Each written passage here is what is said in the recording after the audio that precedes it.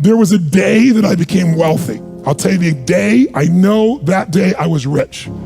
I was broke, I was pissed, I was angry at everybody else but who? Myself. I had a friend that I loaned money to when I had barely enough and I knew he needed it, and I gave him $1,200, and I'm here not able to eat. I'm down to like $25, $26, and I'm saying to him, calling him, and he's not returning my call, and I just need some money, and he's ignoring me. I didn't ignore him then, so I'm pissed, I'm frustrated. In the midst of all this, I'm also pragmatic. I got 25 and change, call it $26. What the hell am I gonna do? I don't have any plans for economics. I got overhead that's crazy. I'm living in this little tiny apartment, 400 square feet in Venice, California. So I thought, okay, when I was totally broke early on, when I was 17, I used to save my money up and go to the smorgasbord and load up for Christmas, load up for the week. So I didn't drive there because I wasn't gonna spend the gas to get there, plus I needed to walk, so I walked there. And I go in, I'm not dressed really great, but Marina Del Rey, it's okay. And I got a place right by the window and I can see these yachts going by, and I'm dreaming of what life could be like. And I'm starting to let go of my anger, and I'm starting to focus on what I want instead of what I don't want. How many followers say I? And that shifted me just a bit. And now I'm eating, which shifted me a lot. And I got this giant plate stacked up, and I don't know what the amount was. It was like, whatever it was, $6.95, $7.95, right? So I'm gonna do this, I could probably do this 3 or 4 times, right? Somewhere in that range. As I'm finishing my meal, this little boy comes in, dressed in a little suit. I honestly don't know how old he'd be, probably in the 3rd grade, so maybe 8 years old, 9 years old, something like that. And he opened the door for his mother, and he came over and he pulled out the seat for her, and she sat down.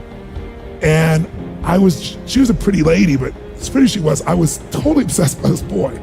He had presence at 7 or 8 years old. And it moved me. I don't know why, it moved me. And I thought, this kid is like pure. I want him to always be this way. He's such a good kid, he's a giver. So I got up and I paid for the meal, and whatever it was, $6, $7. So now I've got whatever left, $17, $18, $19. And I walk up to this little boy, and I said, excuse me. And I said, I just want to acknowledge you for being such an extraordinary gentleman. I said, I saw the way you treated your lady, how you opened the door, how you pulled the chair out. I said, that's class.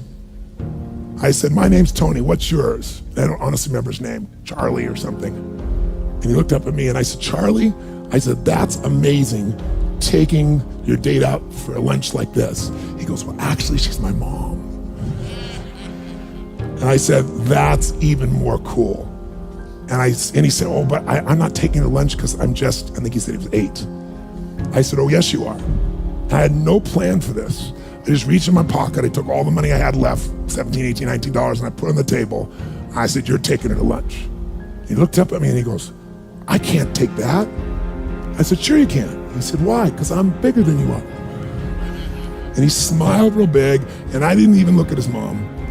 I just turned and walked away. And I didn't walk out of that door.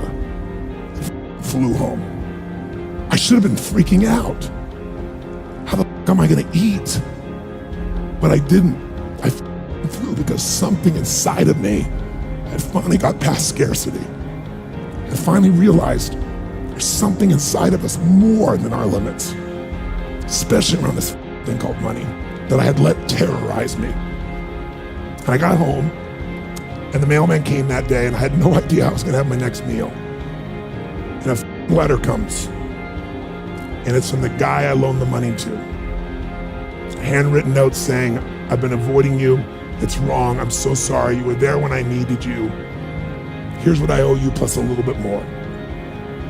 And the $1,200 was there, plus another $100 for the time that I had to take care of it.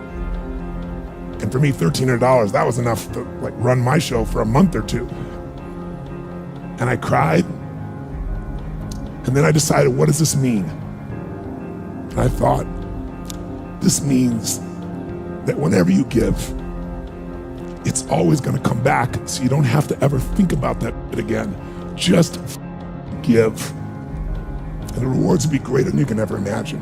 I don't know if that's coincidence, but I decided to believe that day was a blessing when I became rich. And I can tell you honestly, I've had tough days in my life, economically, emotionally, like all of us, but I've never gone back to that Scarcity, I never will. The secret to living is giving.